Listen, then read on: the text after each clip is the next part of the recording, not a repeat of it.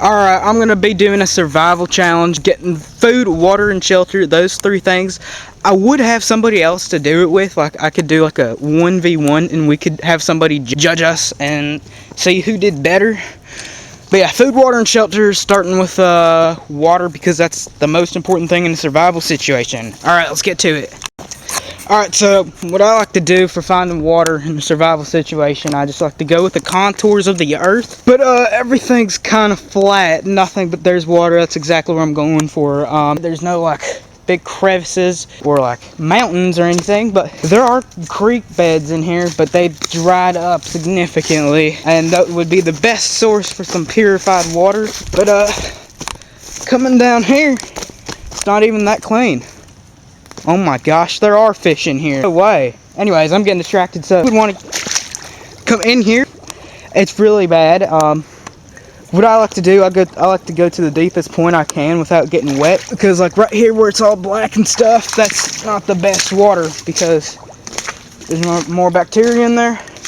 So what I like to do is I like to go find the deepest spot, like somewhere in here, and go without getting muddy. And I can just drink that like that because the bacteria will just be at the bottom, the majority of it. But I'm not going to drink it today simply because we're doing a survival challenge. We're not doing a 24-hour survival challenge. If I were, I would drink it. But obviously I'm not drinking it, so I'm not going to do that. But there are significant risks to that, like parasites, a tapeworm, and also African trypanosomiasis, which is it's common in the Americas. So just so you know, guys, that's a really bad idea for water. I only did that muddy, disgusting lake just because all the creek beds were dried up. For example, in here there should be like a long creek in here or something. But anyways, so yeah. Alright, so my next part for finding water is gotta follow the moss, because the way moss is built, it can't get its nutrients from the rain. So there has to be a water source nearby for the moss to get its nutrients. So what I usually do is I look down and I see the moss, and then I know that there's moss there, and then you just see some more, and what I'll do is then I'll start following it, and you should get to your purified water source soon. There's some more moss. Oh yeah, we must be getting close for sure. So I think we found it, guys. I can't believe it. Look here, even says purified on it. Some of the most cleanest water you can find. Alright, moving on to food. What I like to do for food is I like to make a weapon, a gig, a fish gig in a way. And what I first would like to do is I would look on the ground for any sticks, but there's too much greenery, and that can be a problem because it can cover up the sticks that are on the ground, and there can be poison ivy, poison oak, and stuff. So now that option's out of the way, then I'd come over here, then I'd look at these sticks that are poking out of the ground, called trees. I'd use those, and I'd try to find a long, nice, straight stick, preferably that one right there.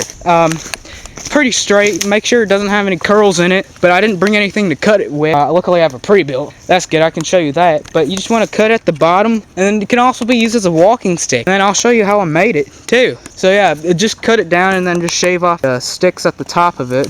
Then you should be good to go. So here's the final result. It's pretty nice actually.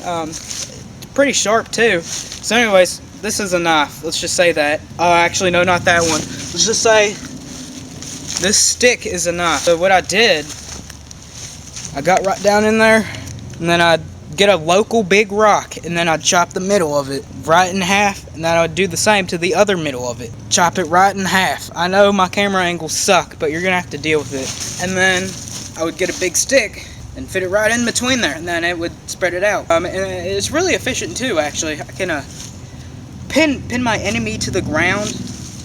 I may not necessarily kill it, but at least I can pin it to the ground until I can get down there and kill it myself. This weapon has been used for many decades. It's really efficient, going back all the way to the 1600s. So yeah, it's really good and efficient, and it's really not that hard to make. Alright, so for our third, final, and last thing, which is shelter, I like to use what nature gives me, and if I see some good sticks, I'd usually make a teepee. But if I see something else in mind, I'd use that too. For example, here's a stick, and you want to make sure it's not too dead or too loose, because you don't want it falling on you whenever you try to sleep in your shelter. So that one's too dead and stuff. Try this one. This one. That one's too wet and muddy. This one's gone, and this one looks like it's pretty good. Let's try it. Oh yeah, it's pretty good. We're gonna go ahead and use that. So yeah. Alright guys, nothing special, but it's a lean-to, okay? And some of y'all are thinking, why didn't you even finish the lean-to? What are you doing? Now, not everybody's thinking that, but just in case, for some reason, somebody's watching this, I didn't finish it because in the middle of the summertime, where it's like dead center of summer, or anywhere, spring and summer, whatever, it's really hard to find sticks that are like dead without like twigs hanging on them, like this one. And sometimes the sticks that are good actually have well, they have critters living inside them, so it's not really good to use that because you don't want them crawling on you when you sleep. But here's what you're actually supposed to do. You're supposed to get leaves on here. What you do with the leaves, you put it on there so that way the rain can't get in between the sticks. And I guess if somebody really wants me to see it completed or watch me build it, they can, and I guess I can make a video.